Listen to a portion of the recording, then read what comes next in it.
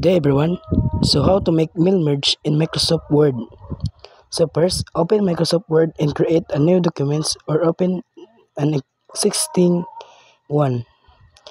Type the content you want to merge, leaving placeholders for the dynamic data. Go to the Mailings tab in Word. Click the Start Mail Merge that selects step-by-step mail merge wizards. Choose the documents type, letters, emails, and next, connect your data source Word. Click Select Recipients and choose Use an existing list.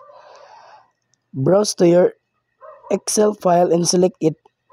Word will import the data and you can preview it.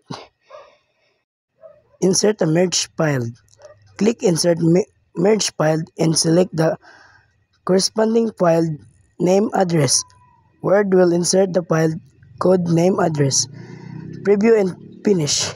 Click Preview Result to see the merged data. Make any necessary adjustment. Click the Finish and Merge and choose Edit individual documents or Print to create the final documents. That's all.